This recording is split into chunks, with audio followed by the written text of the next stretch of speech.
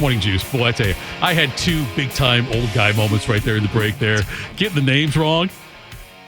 We were close. I was close, right? Gino Ariema. Yes.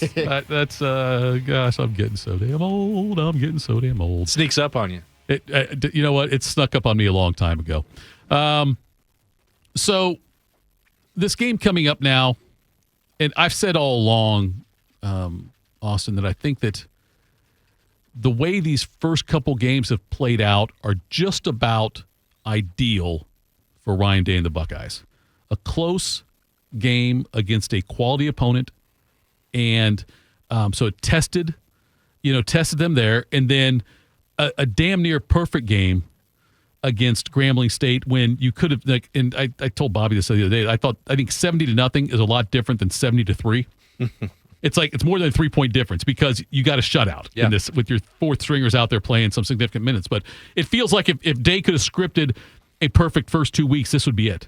Yeah, he kind of joked about that on Tuesday. It's like, it's perfect because they beat Texas. And it would have felt a lot different if they had to go into this stretch where you follow up week one with Grambling and then Ohio and then the off week and like all the angst that there could have been. Because like the national championship honeymoon would have been over immediately. It's like, another big game and we're going right back to what happened before. But didn't do that. Got another win over the number one team in the country. The Buckeyes are back to number one. And I thought it was interesting because I'd kind of speculated, and I talked to you and Bob about this on a few Wednesdays where the schedule would allow you have all of August, and Ohio State really was seemingly channeling that into Texas. And the game plan was going to be specific. It wasn't, trying to install for the broader picture, getting ready for the full year. Beat Texas, and then you would have a chance to take these 3 weeks, and with all due respect to the Bobcats and MAC champions a year ago and a big win over West Virginia, they're still nearly a 5-touchdown underdog. It's a next level up from Grambling, but you can ramp back into the year. You can treat these couple weeks as training camp style practices. You had an opportunity against Grambling to get the depth in. You had all the freshmen in the second half. You had, third and fourth stringers that you mentioned playing Tito, and they not only, built that lead on offense, but they also protected that shutout in the second half. So there were a lot of good things that they could feel good about and then build around for Ohio, then that off week, and then going into the Big Ten schedule. So the way it's set up, once you beat Texas, you take that deep breath, you exhale, and then I think the part that is the challenge now for Ryan Day is making sure that he still had their attention. Like, now you're in a new training camp. Can you maximize these practices? And I think through the week and a half, 2 weeks that we've seen so far, they really have, because you watch what the starters did last Saturday night. We kind of glossed that over. They have to take care of their business immediately for the backups to get their chance, and they did that. Here is Ryan Day on the Ryan Day Show talking about how it's not about them, meaning the opponent. It's always about us. I can't do it. Sorry, Tito. Yeah, it's all right, bud.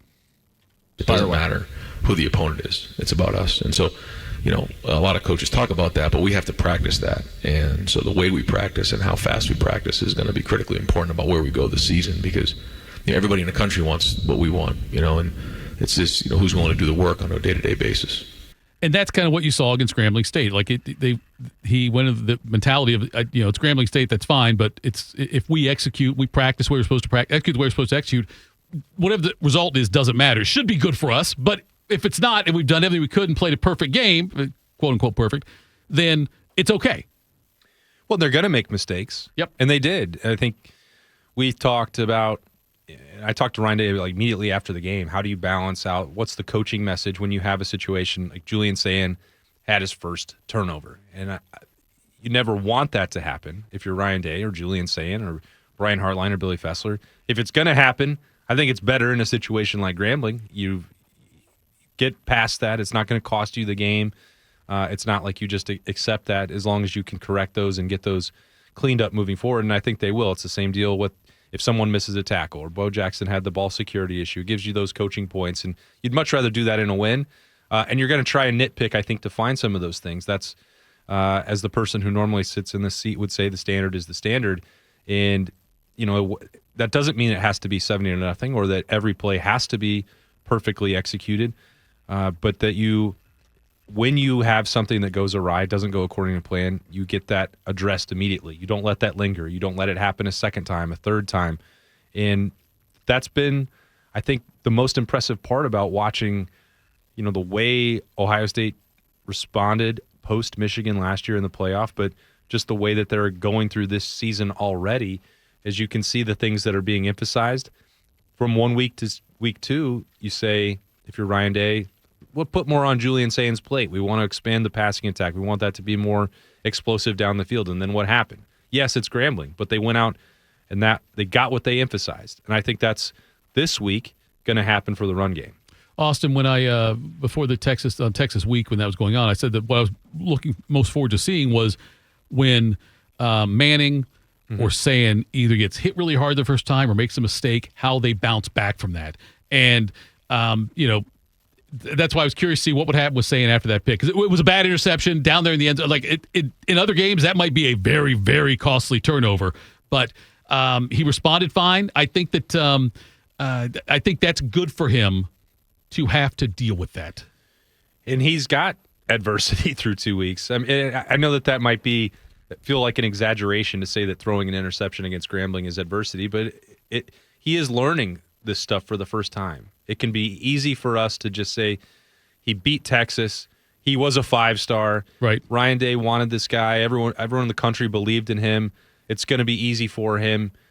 But playing quarterback and playing at Ohio State specifically, I think it's the most demanding job in college sports and one of the toughest that you can have in sports, given the scrutiny that you have at Ohio State, the expectations to play that position for Ryan Day, for this fan base, for you and me, talking about it every single day, 365 days a year, Tito. 366 on leap years. Yeah, we don't stop. So that's a lot of pressure, and dealing with that, even against an opponent like Grambling, when you make a mistake, you find out a lot about those guys. Now, I think we already had done that. Like Julian Sayin showed against a really, really, really talented Texas defense that he wasn't fazed by the opportunity, wasn't fazed by the challenge. And he took a couple hits in that, and he didn't get a chance maybe even to show what he's really capable of doing. But we're going to see that as they add to the arsenal and add to the playbook as they move forward here.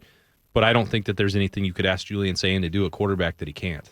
Here was Ryan Day on the Ryan Day Show. I was talking about the benefits of playing fast. Yeah, and there's a lot of benefits to playing fast, but there's pluses and minuses to everything. And said this before, when you're exclusively one thing, eventually, people are going to dive onto that. There's so too many great coaches nowadays. They're going to make adjustments and get things to their advantage. So I think with the more things you can do, whether you line up in bigger sets and spread them out, or line up with little guys and bring them in, playing with different tempos. There's just a lot of things that we can do to put stress on the defense to make sure we're dictating.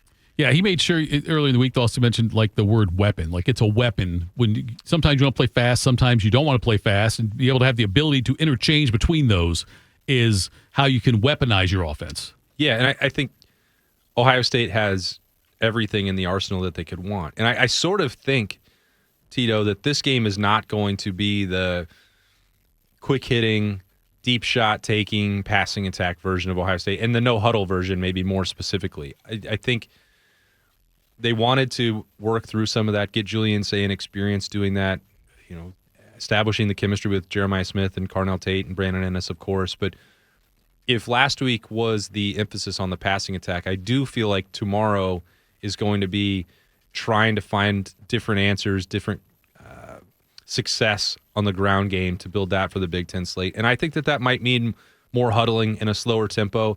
There were definitely points last year where it got frustrating to watch because Ryan Day would get to the end of a game and say, well, we only had 4 possessions in the first half. It's like, well, you could have had more. You chose not to play at that tempo. You could have pushed it more, and you were doing that. And I'm not saying he was complaining about it. Right. It was just the reality of the situation, and they had designed that to get through 16 games. It worked out perfectly for them. I suspect that this Ohio game will probably look like one of the more methodical approaches. Now, Ohio State should win comfortably, and I think that they will be able to find success with their ground game. But I don't know, are they going to break off multiple 60-yard touchdown runs and have 3-play drives? I think probably not. And there's nothing wrong with that. I think they're going to try and execute something differently than they did last week. And if they decide to play a more quote-unquote ball control game, there's nothing wrong with that. I think this is one of those games that you get through and you're working on something different, and you're going to trust that the defense is also going to put you in really good spots because you're going to have turnover opportunities from Parker Navarro or 3-and-outs, and that they're still going to win the game. They're just going to do it a different way than I think they did last week. So do you think going in that there is we are going to get Bo Jackson X amount of touches, we're going to get him into the game or get whatever, more? Yeah. Or do you think it's we're going to see how the game plays out before we decide how many touches Bo Jackson gets? I think it'll be dependent on what the first half looks like. And okay. if Bo Jackson's game had ended on the 8th carry last week, mm-hmm. that conversation might have been different this week. It might have been all three of them are going to play in the first half. Now, it's also up to the way he practiced on Tuesday and Wednesday, and Ryan Day alluded to that as directly as I think he ever has about one of these situations with a freshman running back. I think back to the Dallin Hayden year, right? Mm-hmm. He can help. He's explosive. He can slice through. Why is he not out there? Sometimes it can be a pass protection thing. Sometimes it's ball security, and it wasn't really that fine of a point on it. And Ryan Day said on Tuesday, it's like if something happens in a game, then we've probably seen that in practice. And that was about the ball security and the fumble that was late. And I think that will be in the back of their mind. They want Bo Jackson to play, and I don't think that they would have coached him nearly as hard if it had been a walk-on who fumbled on the last drive against Grambling. I think everyone knows, if you did see the first 8 carries, he is explosive, he's fast, he's physical, he runs violently. I think sometimes you watch Bo Jackson, and it's like a smaller version of Derrick Henry. I don't think it's easy to tackle him. Yeah. So, Grant Delpit does. Grant Delpit might think that that's a simple thing, but Bo Jackson has that upside. But you still can't put him out there until you're 100% sure that the football is always going to be secure in his grip. So I do think the game will have to play out. I think that opportunity might have slipped away. Now we're going to find out at 7 o'clock on Saturday night. But C.J. Donaldson and James Peoples also need carries in this offense. I think C.J. has acclimated himself reasonably well. Both of those guys had bright points against Grambling as well. It wasn't just Bo Jackson. It wasn't just Isaiah West that were pushing.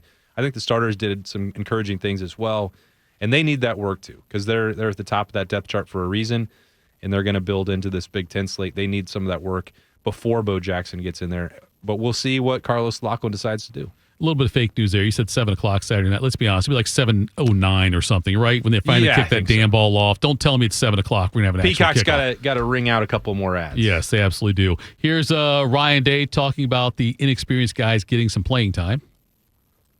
Eventually. Where is it not playing? It's not playing on my end for some reason. Oh, here it is. This is why. Everybody has a role to play, and when you're able to get a guy who maybe doesn't see as much playing time out there, who's encouraging his teammates when they're on the field, those roles reversed is just good for the team. So, it was great. The sideline was even into it late in the game, and again, that goes back to the idea that the scoreboard doesn't matter. We got every play is an opportunity, and some guys really took advantage of those opportunities. Yeah, so that was pretty cool that they got so many guys got into the game that way. And I'm glad that Tavion St. Clair got in the game. That might be his only action. We don't know going forward. I mean, a lot would have to happen to get in the game this week, I would think. But Lincoln looked good. Yeah, I think Lincoln Kienholz made the most of that opportunity. I talked to him about that on Wednesday after practice, Tito, where they're part of the conversation where the outside speculation, is this a legitimate competition or not between Lincoln and Julian Sayin? The coaching staff certainly believed that it was, and we can see now Julian Sayin taking off the way that everyone wanted him to, but I do think you can give some credit. Obviously, Julian Sayin deserves the most amount of that. The coaching staff deserves that as well, but Lincoln Kienholz giving him a legitimate option and pushing him throughout camp, I think there's an element of credit you can give to Lincoln Kienholz as well. He's clearly improved. He's not the version that the last time the Missouri one's done. Yeah, it's gone. Yes. But I think that's the part that was lodged in the brain of people. It's like that's the only time you've seen Lincoln Kienholz in a snap of consequence, and he wasn't ready at that point. Well, a full season has gone by, and then 9 more months of practices and weight room work and Iron Buckeye stuff for him. He goes 6 for 7 in that game. He shows that he can run a little bit, the things that we already expected he could do. Those reps are more important for Lincoln Kienholz at this moment than they would be to get Tavion St. Clair a taste of experience for the future. Because yes, Tavion St. Clair is 2 snaps away from needing to play from Ohio State. Lincoln Kienholz is one snap away. So he needs that work. And so I do think you're right. I think Grambling, that work is great for Tavian. That's probably going to be the extent of it because Lincoln Kienholz needs reps. And Julian Sayin does too. As impressive as he's been, and if there's been maybe one throw that was off mark and one decision that he wanted back with the interception on Saturday, everything else has been really, really good, obviously. And the accuracy and the decision-making overall, the quick release, it's all been up to what was billed for Julian Sayin, but he's only started 2 games still, and he only played a half last week. So there's going to be a lot of things still that he hasn't seen. And you're going to play some really talented defenses pretty quickly here. You know, Illinois on the road is less than a week or less than a month away for the Buckeyes, so you want to get him ready too. So I think this isn't a situation, and I compared it earlier in the week, Tito, to why did Julian Sayin get those reps a year ago? It wasn't just because, well, maybe next year he's going to be the starter or he's a 5-star. Ohio State could give him those reps because Will Howard and Devin Brown didn't need them. They'd both been in the program for so long. That's not the case now with this version of Julian Sayin and Lincoln Kienholz. Those 2 guys are going to need every rep that they can possibly get. So that's probably going to leave Tavian St. Clair on a different development track, but it's also the one that they told him all along he was going to be on. Yeah, and I'm okay with you're right. Yeah, it's one thing I can, and you know this better than I do, but it feels to me like, Ryan Day is very transparent. Oh, yeah. There's no, if Ryan Day tells you this is what we're going to do to a player, that's what you're going to do. I guess we're spoiled. We are. Because now we're going back to all the years that you and I have both been around college football and talking to coaches where we expect half-truths or sometimes outright lies or misleading press conferences. My experience, I thought that a couple years ago. Like, he's going to take Kyle McCord over Devin Brown. Like, that's going to ultimately be the outcome. And he kept saying, well, it's back and forth and neck. And then lo and behold, that was the case. And then we saw what transpired as that season. That was the one time where I felt like I was being skeptical of Ryan Day with what he was saying. And I learned my lesson. That'll never happen again. Yeah. I don't think he makes accidents when he speaks into a live microphone. And I think that he's a truth teller. If he doesn't want to answer a question, he won't. And I know when that's happening. We all know when that's happening. But when he answers that question, the next time that he lies will be the first one. Like, he is telling the truth at that microphone and on that. I think we're lucky. We shouldn't take it for granted. I don't remember his first couple of interactions with the media when he got here. I'm curious, how different is he now? Or is he different at all from the first couple times you were around him and talked to him versus how polished he is? Polished sounds fake, but it's not. But I'm saying how good he is with media now and how forthcoming he is, how honest he is, all those things. He speaks with conviction. Has he always been that way at Ohio State? Yeah, I think so. I remember the first time, Burnham and I have told this story a number of times on the Austin and Berm show, but the first press conference that he did when he came in, nobody knew anything about him. Yeah. Why is he here? This guy was in San Francisco and Philadelphia with Chip Kelly. Mm-hmm. The resume is like, I don't understand. Make me understand. Right. And by the time that first press conference was over, I remember I was like, this guy very much gets it. He's going to be a head coach someday. I didn't know it was going to be at Ohio State. Sure. It's like this guy has been training his whole life to be a head coach. And now the same thing obviously happened with Urban Meyer and Gene Smith recognizing the upside down the road. And they got that 100% correct. But then the one that sticks in my mind is like the first one-on-one interaction. I remember they started doing the heavy balls and the baseballs and throwing into the net for warm-ups. And they're doing that with JT Barrett and Dwayne Haskins and Joe Burrow.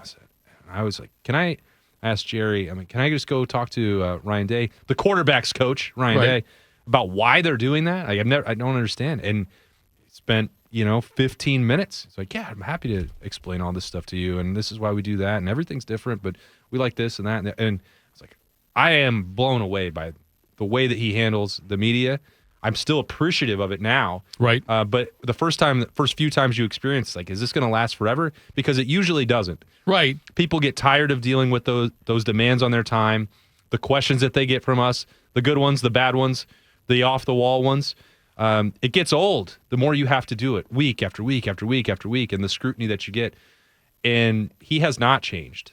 Even you think about what happened after November 30th last year and going back out for those press conferences and the way that certainly the end result changes things and makes it easier now. Yeah. Never back down from being challenged about that publicly.